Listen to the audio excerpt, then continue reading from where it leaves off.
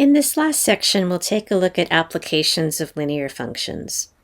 The fixed costs of a company are $1,500 per month, and production costs are $43 per item. Write a linear function C, where C of x represents the cost of producing x items in 1 month. So costs equal production costs plus fixed costs. Okay, so let's go ahead and construct the cost function. So the fixed costs means even if they don't produce anything, it costs the company $1,500 just to stay in business. So automatically, for the cost function, we have to put in the fixed costs, $1,500. And to that, we have to add on their production costs. Well, it costs them $43 per item, and they're going to produce X items. So that would be 43 times X. So this would be an example of the fixed cost function. And you could write it like this, or if you would prefer, you could write the 43X term first, followed by the 1,500 fixed costs. Let's try another one. Daisy currently has $400 in her savings account. Each month, she saves an additional $80. Write a linear function s of x that models her savings s after x months. So let's think about her bank account, and you're probably familiar with this as well. She has $400, and she's going to add to that. She's going to add to that $80 for every month, and x is going to represent the number of months. So 400 plus 80 times x. Or if you'd rather, s of x is equal to 80x plus 400. The y-intercept is 400, meaning that's what she started with, and the slope is 80, meaning the rate of change is $80 per month. How many months will it take for Daisy to save $900? So what we want to know is, when are the savings going to be equal to 900? That gives us this equation. 900 is equal to 80x plus 400. And this is a very simple equation to solve. We'll subtract 400.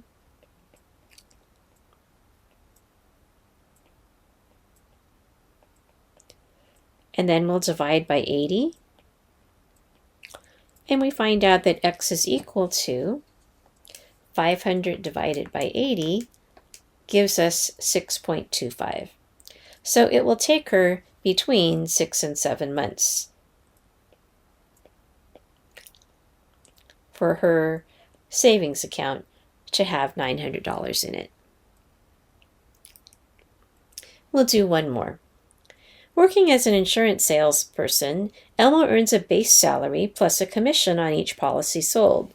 In general, his weekly income, I of n, equals, well, he has a base salary, meaning this is what he's going to earn even if he doesn't sell any policies, and then he adds to that a commission on the weekly sales.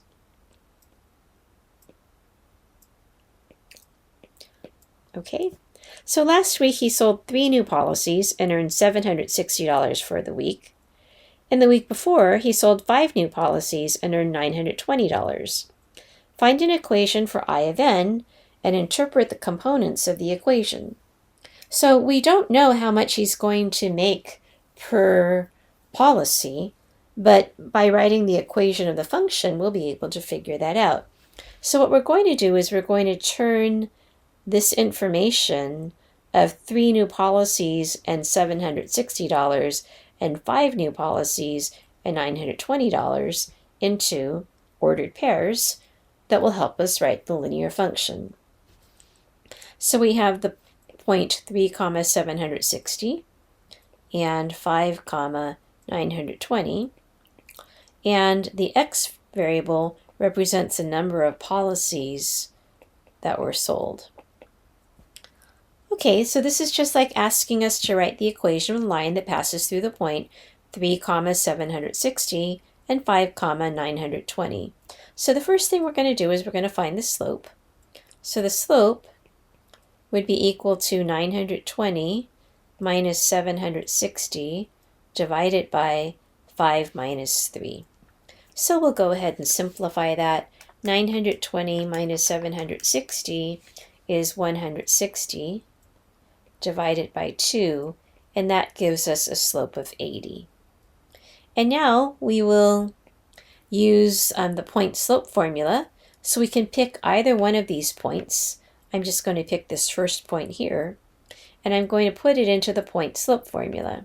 So y minus 760 is equal to 80 times x minus 3.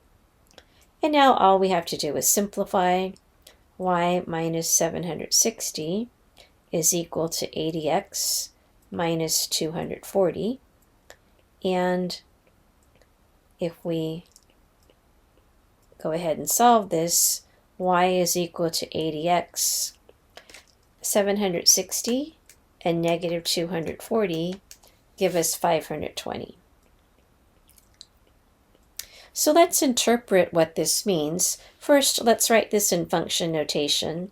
So I of n is equal to 80n plus 520. So remember, from the equation of a line, this number here, 520, is the y-intercept. That means if n is 0, y is 520.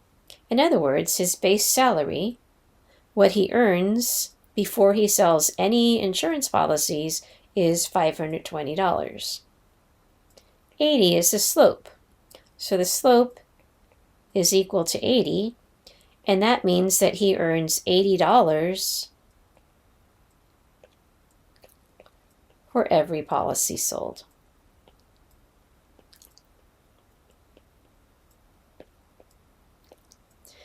And so those are some examples of how we use linear functions to model things in the world.